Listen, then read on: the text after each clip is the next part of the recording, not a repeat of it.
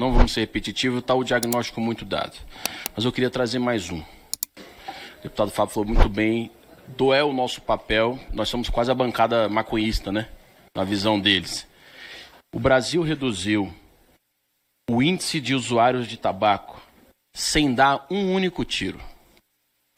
Nos anos 90, se nós estivéssemos aqui nos anos 90, possivelmente nós estaríamos numa sessão com pessoas fumando.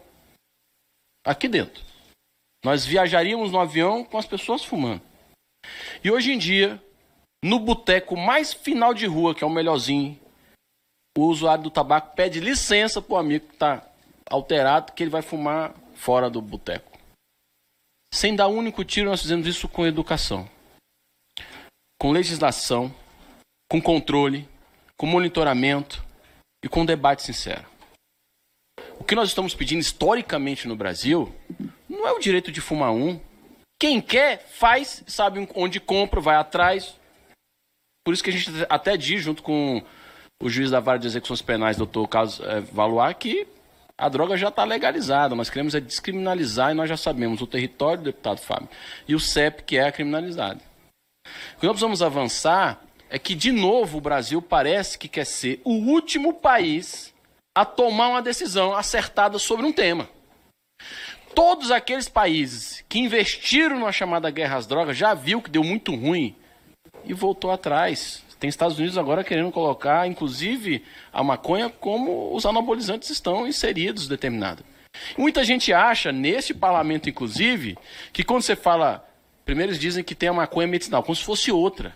Existe a maconha medicinal, existe a do demônio lá, do sei lá. Mas é o uso medicinal, ou até o seu uso recreativo, a partir da sua condição. É óbvio que nós não queremos que ninguém sofra transtornos a partir de nenhuma substância. Eu vou trazer outro dado, pastor Henrique, para todo mundo que está aqui. O Distrito Federal é a unidade da federação chamada Cidade Dopada, deputada Érica. É a cidade da unidade da federação que mais toma ansiolítico no país. Ou seja, ninguém está puro no Distrito Federal. Ninguém está puro no Distrito Federal. E o que nós estamos querendo trazer para o debate, primeiro, é a seriedade. Nós não temos pesquisa porque o Estado brasileiro não consegue investir em pesquisa, a não ser a partir da universidade, né, deputado Fábio? Ainda com muita dificuldade, a doutora Andréa Galassi tomou dificuldade para fazer a pesquisa dela com o CDB atrelado à questão da redução de danos, mas o Brasil não tem dado, não tem prospecção do que de fato é o avanço. E o que nós estávamos pedindo? Definição de o que a gente considera tráfico ou o que a gente considera usuário nesse país. A Espanha adota um modelo, eu não estou dizendo que nós temos que seguir o modelo da Espanha, nós temos que seguir o nosso modelo. 100 gramas como posse ou porte. Quem já viu 100 gramas sabe do que eu estou falando, que é uma quantidade considerável. Se o Brasil adotasse o modelo da Espanha, mais de 60% das pessoas que nós encarceramos com crime análogo ao tráfico de droga estariam soltos.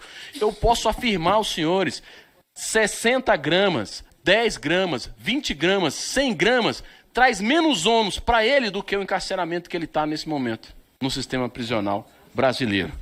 Então é uma escolha de país e de Estado de como nós vamos trabalhar sobre o tema. E nós só queremos o quê? Inteligência. E é muito difícil, deputado pastor Henrique, na casa que o senhor está, na nossa também, né, deputado Fábio, lidar com quem não traz um dado, informação. Porque quando a gente traz dados, informação, assim como a companheirada que trouxe aqui, a Silvia que trouxe, parece que a gente é arrogante. E eles trazem uns números que só existem na cabeça deles. Não existe em nenhum outro lugar. Você pesquisa até para ter que confrontar. Então, o que a gente pede é que o Brasil não seja o último país a tomar uma decisão que já poderia tomar acertada. Saudar também o nosso querido deputado Henrique Vieira, que está presidindo, todos os convidados, convidadas, em nome da nossa companheira Silvia, da OAB, também que fez uma fala brilhante aqui, trazendo os aspectos jurídicos, a nossa guerreira também nessa pauta e em outras pautas de direitos humanos, a deputada Érica Cocai, o deputado, meu colega de bancada na Câmara Legislativa, o deputado Max Maciel, que também sempre traz nas suas falas a sua história de luta nessa pauta. Eu queria apenas pautar alguns elementos muito rapidamente que eu acho que são importantes. Essa PEC foi tratada aqui pela doutora Silvia como a PEC de criminalização do usuário. Só que é bom a gente detalhar quem é esse usuário. E eu acho que a discussão que foi feita aqui detalhou muito bem. Não é a PEC de criminalização do usuário de forma geral. É a PEC de criminalização de um usuário específico, que é o usuário negro, da periferia e pobre desse país. É a PEC que criminaliza esse perfil de usuário. A gente sempre dá o exemplo aqui, no DF, que não tem batida policial de droga no Lago Sul. Não tem batida policial de droga no Leblon, no Rio de Janeiro. Não tem batida policial de droga nos Jardins, em São Paulo. A batida policial de drogas é nas periferias, porque é para criminalizar um segmento específico. Então é importante que a gente diga isso. É uma PEC para aprofundar a criminalização de um perfil de usuário na sociedade, não de qualquer usuário. Então acho que esse elemento é importante. Eu sou assistente social e atuei sempre no sistema socioeducativo com adolescentes em medida socioeducativa, autores de ato infracional como conhecidos. Eu já atendi, ao longo de 10 anos atuando nas unidades de internação, centenas de adolescentes. Eu nunca atendi um adolescente que estava cometendo crime ou cometeu o ato infracional sob efeito de maconha. Então essa história de que maconha é a porta de entrada, isso é uma falácia. Isso é uma mentira. Então a gente precisa dizer isso e precisa conversar com quem entende. É preciso evidências no processo de avaliação técnica de uma PEC como essa. E aí, eu vou caminhando para a conclusão para dizer que não dá para a gente criminalizar e tolerar uma PEC dessa, que é uma PEC da vingança ao judiciário, uma PEC da vingança institucional do senhor Rodrigo Pacheco e do Senado contra o Supremo. Não se brinca numa PEC, numa mudança constitucional contra a população. Não se atua contra os direitos humanos, contra os direitos fundamentais. Isso vai ter um impacto na maconha medicinal, no canabidiol, criminalização das pessoas que são usuárias para fins medicinais também, claro que tem um impacto. Aqui no DF nós financiamos com emenda parlamentar um projeto que usou o canabidiol para tratar pessoas com uso abusivo de crack. Ele é utilizado para isso aqui. É quem se preocupa de fato com saúde mental, com uso abusivo. É quem está nessas mesas hoje, nesse debate hoje, pautando esse tema. Então, eu acho que esse debate é fundamental. A gente precisa fazer um esforço como sociedade civil, como parlamentares, para barrar essa PEC. Por isso nós viemos aqui, eu, deputado Max, que vai falar em seguida, porque é importante que a gente construa prioridade de derrota dessa PEC do atraso. E aí, deputado Henrique, nós precisamos de um posicionamento muito firme do governo federal. Não dá para brincar em relação a esse tema.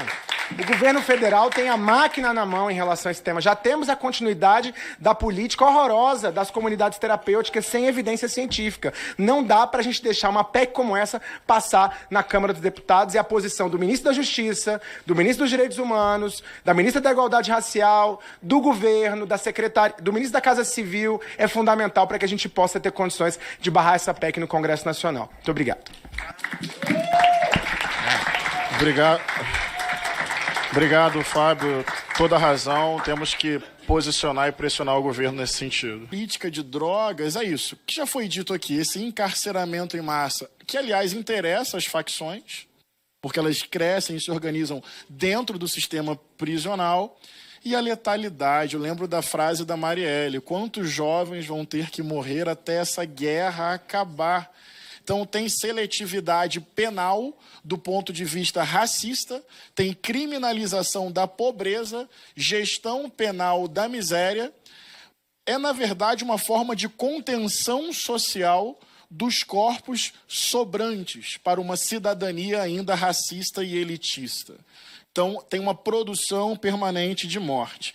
Também, para concluir, uma fala realmente muito breve, fico pensando nos impactos. Tem uma pesquisa do SESEC, lá no Rio de Janeiro, sobre a quantidade de escolas públicas fechadas por conta da política de confronto que é derivada dessa legislação. Então, a escola pública fechada, é posto de saúde fechado, são direitos nas áreas da periferia e da favela, obviamente, que são suspensos por conta disso. Fora os transtornos mentais que a pesquisa percebeu.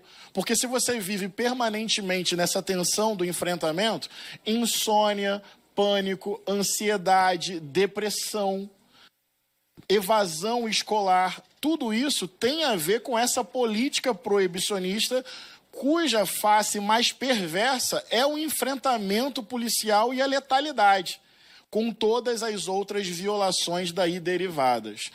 Eu acho que nós precisamos pensar, e aqui está a Érica Cocai, quero registrar, que tem um trabalho histórico que me passou esse ano à frente, parlamentar em defesa da reforma psiquiátrica e da luta antimanicomial, porque a abordagem deveria ser por aí, né? do cuidado com base, com ciência, com pesquisa, sem proselitismo religioso, sem violações de direitos. Recentemente, para concluir, numa diligência que eu acompanhei, o Mecanismo Nacional de Combate e Prevenção à Tortura, visitamos, Érica, uma comunidade terapêutica típica, aquele repertório de violação de direitos. Desde a internação compulsória, a privação de liberdade, a ausência de psicólogos e por aí vai. Com alguns detalhes. Um me chamou a atenção. Só podia ver Record. Entende? Assim, eu peguei um detalhe que não é exatamente um detalhe, talvez comparando com outras violências até comparativamente menos importantes, mas tem gente que lucra com essa lógica proibicionista, né?